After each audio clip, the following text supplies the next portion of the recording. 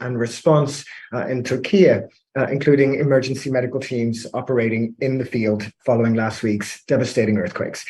Before handing over to the Regional Director, Dr. Hans Kluge, to make his opening statement, let me briefly introduce our panelists joining from Turkey today, who are also ready to respond to your questions. From Adana in southern Turkey, we are joined by Dr. Batir Berdiklichev. He is the WHO's representative in Turkey, and also in Adana, Dr. Camera angle quickly. There you go. Good morning, everyone. First and foremost, on behalf of all of us at the WHO Regional Office for Europe and our WHO country office in Turkey, I would like to reiterate our heartfelt condolences to the people of Turkey and Syria. Your suffering is immense, your grief profound.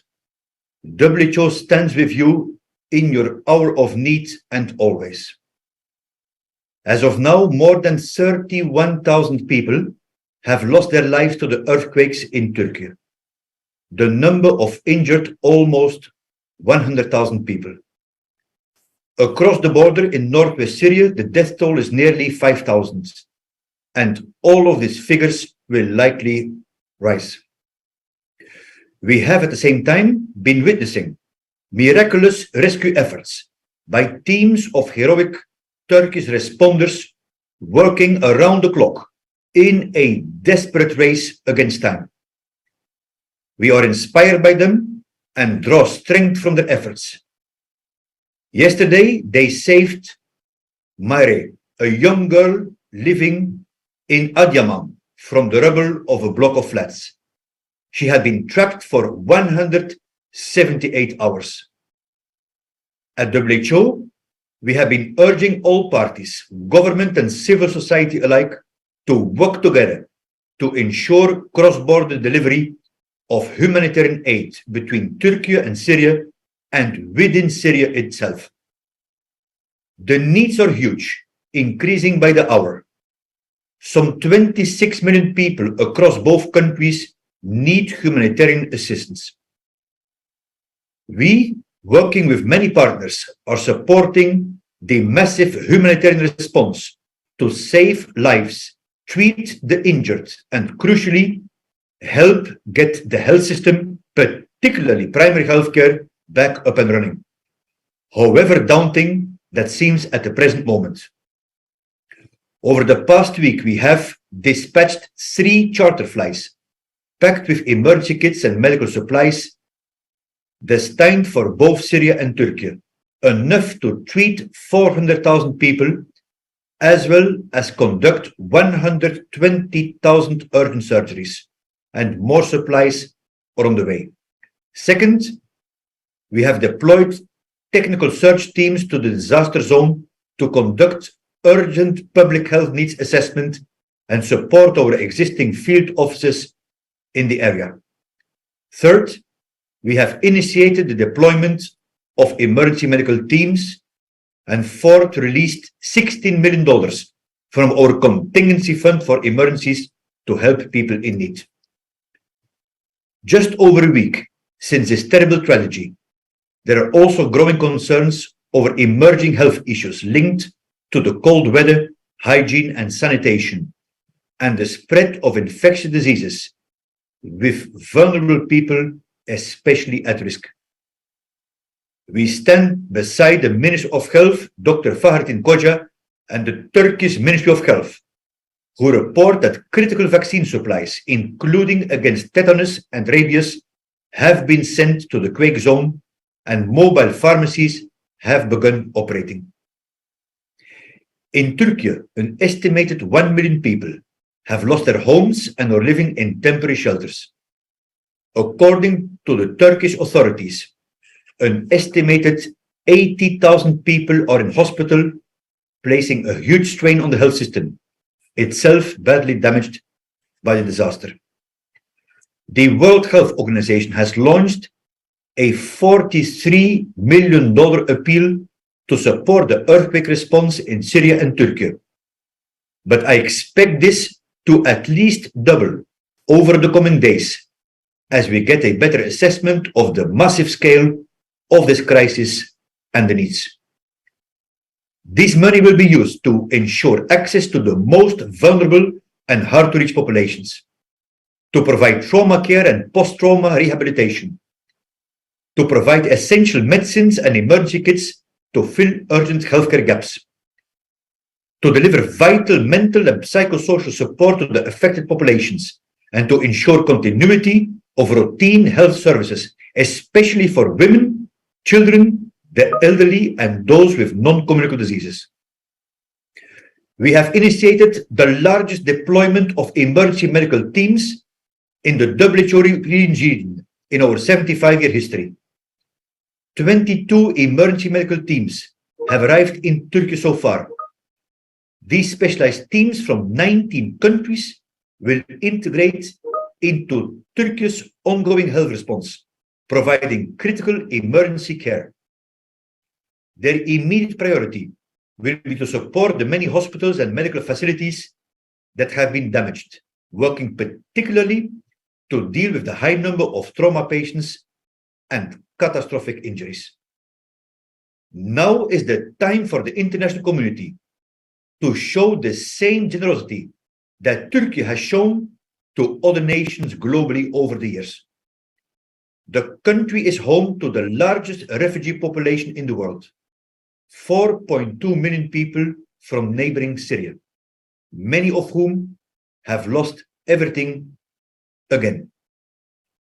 We are witnessing the worst natural disaster in the WHO European region for a century, and we are still learning about its magnitude. Its true cost is not known yet. Recovering and healing will take time and a phenomenal effort. But I can assure you that the WHO will remain steadfast alongside the people of Turkey and Syria for as long as it takes. Thank you. Thank you very much, Regional Director, for those opening remarks. So without further ado, we will open the floor to questions for the Regional Director or our panelists in Turkey. If you'd like to ask a question, please raise your hand in the system and ask your question. Esmir, please, over to you. Please unmute yourself. Hi, Banu. Thank you for giving me a floor.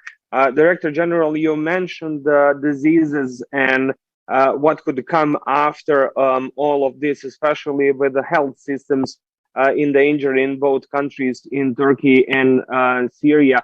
How worried you are about that situation, especially with the weather going to the warmer temperatures in the later part of this year, and how you will assist to both countries to deal with all these issues, especially in the cities which are most hardest hit by these earthquakes. Thank you, Banu. Thank you. Ardi? Thank you, Esmir. So the top priority remains on life-saving interventions, trauma care, emergency medical support, search and rescue, because still there are quite a number of aftershocks which you should be aware about. But as you say, that independent actually of the weather conditions, because water and sanitation facilities are also hit, we are increasing public health surveillance and have to be ready for communicable diseases outbreaks, and hence routine immunization comes into the picture as well. Thank you very much, Regional Director. Perhaps Dr. Salio, Dr. Flavius Salio, maybe you have a little bit to add from the EMT perspective, the emergency medical team perspective, in dealing with some of these potential outbreaks.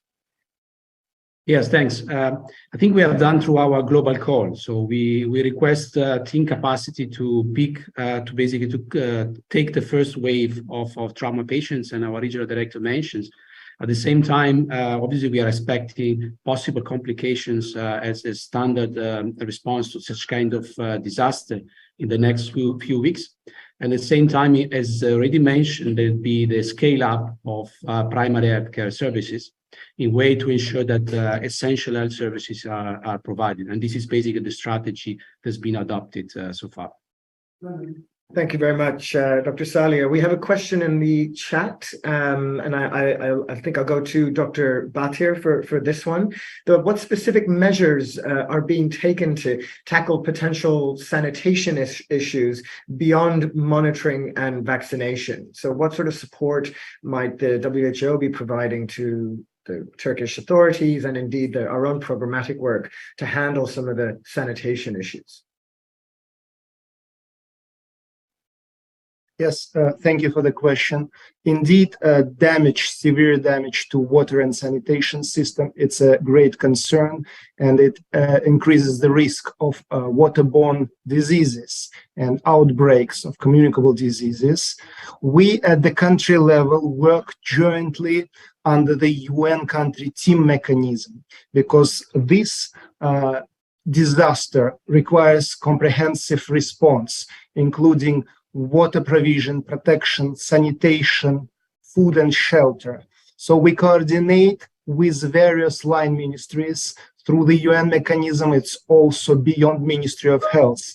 And of course, under the circumstances to prevent this outbreak of diseases, first, it's a provision of safe water, because in some places, provision of tap water was interrupted. So there is a supply of water, drinkable water, as a first. And of course, we are dealing with the health authorities to establish and strengthen surveillance system, because it's not only waterborne diseases, but also it's a seasonal influenza and COVID. And displaced people in a crowded communal settings also more exposed to a risk of outbreaks. Thank you very much. Sir, let's take on the next question from Ivana Bozovic, RTS Serbia. Please ask your question. I think you're still muted, Ivana. There we go. Nope, we can't hear you.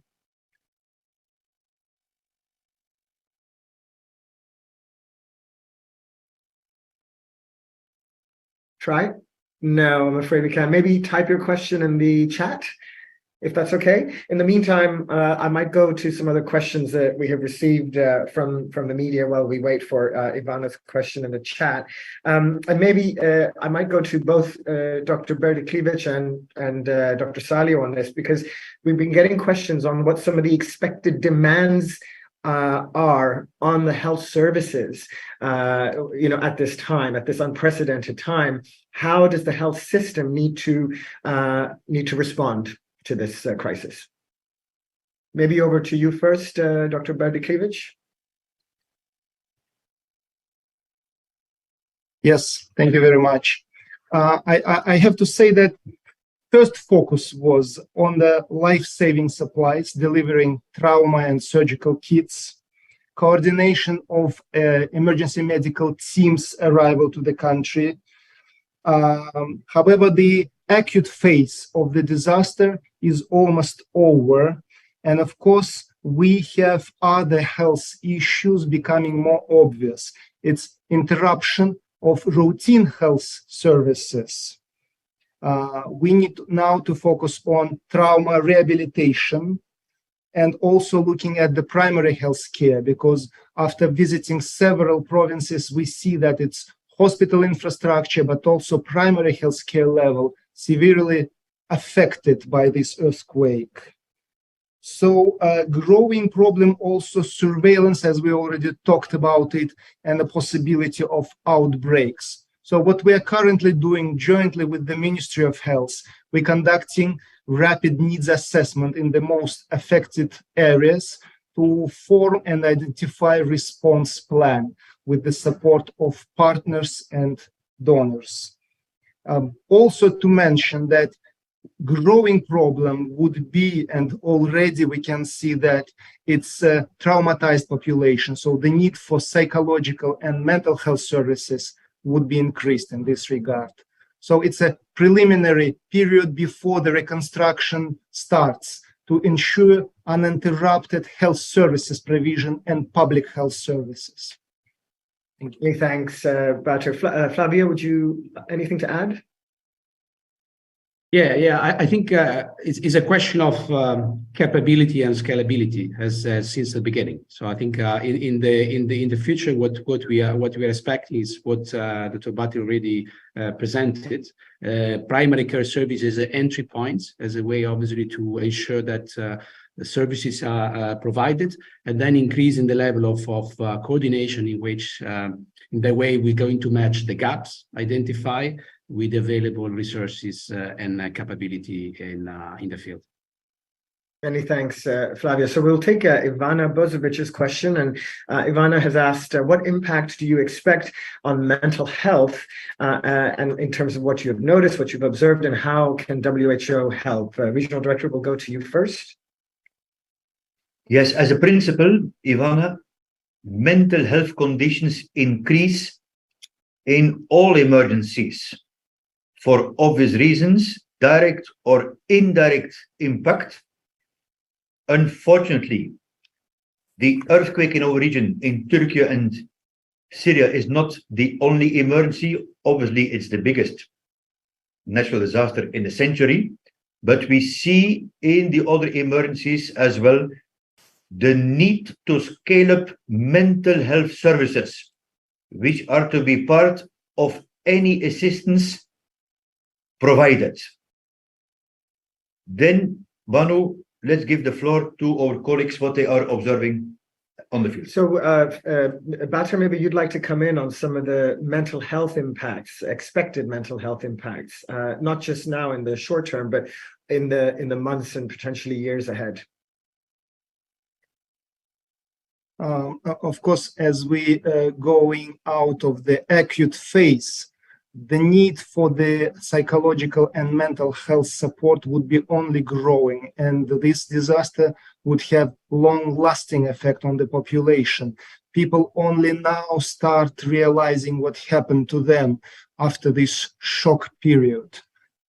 Before the earthquake, we had a strong collaboration in the area of mental health services with the Ministry of Health, with the Ministry of Family and Social Affairs. What we can do, and we're negotiating currently with the authorities, it's a trainer of counselors so that they can organize these services and reach population in the affected areas, but also there are many people who were displaced to other areas of Turkey, and they would also need to be reached with that services. Many thanks for that. There's a question now here from Tracy on death tolls. I think this might also need, well, it could be to Flavio or Bhatia, but when it comes to the numbers we receive, how are they calculated? Who is reporting the death toll?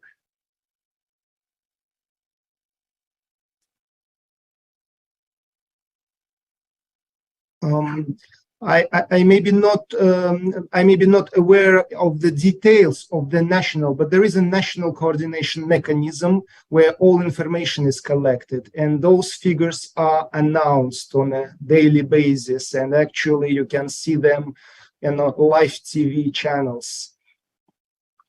Many thanks. So the next question here from Megan Ford. I think, Flavio, I might come to you because I think there's an element here of EMTs, and hopefully you can also tell us a little bit more about the EMT deployments. But Megan is asking, are nurses part of the emergency response teams, and how have nurses been supporting the response efforts, if at all? And then maybe a little bit about the EMTs that you are coordinating on the ground. Thank you.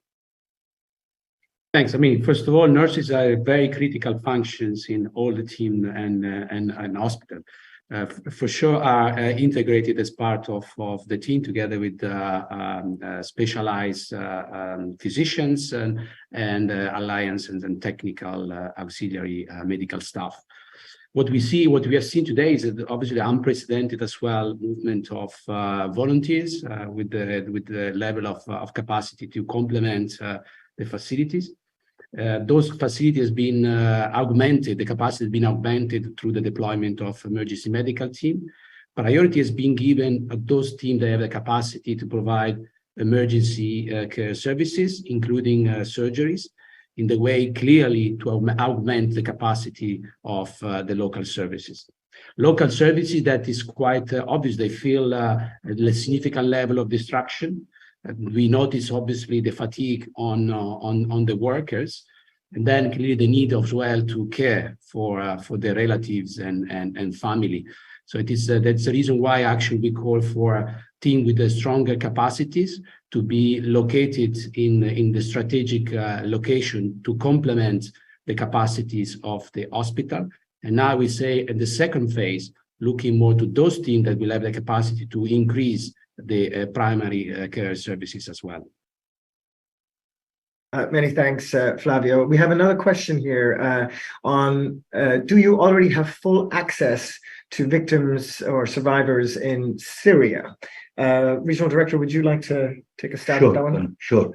I would like to acknowledge that this is a joint effort with my colleague, the Regional Director of the Eastern Mediterranean region, Dr. Ahmed Al-Mandari, and his team, and our teams are working very closely together. The WHO's cross-border operations into Northwest Syria is based out of the WHO office in Gaziantep and supports a population of over 4.6 million people. Since the earthquake, WHO has shipped over 250 metric tons of medicines and supplies, and these included 7 trucks containing 74 metric tons of WHO emergency trauma kits, essential medicines and supplies, including materials received on the first charter flight from Dubai that crossed into Northwest Syria on the 11th of February, which are sufficient to provide 3.2 million treatment courses. The UN resumed its cross-border operation on 9 February, following 3 days of temporary disruption due to the damaged roads. And the second aid convoy since the earthquakes hit crossed from Turkey to Northwest Syria on the 10th of February with 14 trucks, and further convoys are planned. Many thanks for that. If there's no further questions online, I'll take maybe one more question that we received in advance. Flavio, I think I'll come to you for this one. And it's about, a week in now, we are still hearing, remarkable stories of people being pulled from the rubble. But how likely is it now for search and rescue operations to, be successful? I mean, search and rescue operations are still ongoing in certain areas. Vital, obviously, to continue looking for a possible victim under the rubble, and as well as increasing those services in the area where search and rescue operations are ongoing. At the same time, it's after the initial week of operations, we have seen a significant amount as well of medical evacuations has been conducted in terms of severely injured that have been clearly taken out of the rubble and then have been transferred immediately to their referral facilities. I think that's a level of coordination. It's impressive, I would say. Many thanks for that, Flavio. And on that note, if there's no further questions online, I'm going to wrap the press briefing for today. I'd like to just give the floor one final time to the Regional Director. Thank you, Manu. And on the last question, I just want to reiterate that it is absolutely critical to ensure access to healthcare for all those who need it, regardless of where they may be. And regarding Northwest Syria, we hope to find a solution to ensure a constant flow of supplies together with other UN partners, other international partners, civil society, and be able to reach all those in need. As the concluding remarks for this press briefing, once again, I would like to express my sincere condolences to all the affected communities in Turkey, in Syria, and express appreciation to the Minister of Health, Dr. Fahrettin Koca, and his team for his leadership and coordination with WHO and the international community 24/7. Thank you for joining. I wish all of you a strong health. And thank you very much, members of the press. If you have any follow-ups, please do email us at eupress@who.int. As always, stay healthy, take care. Bye-bye.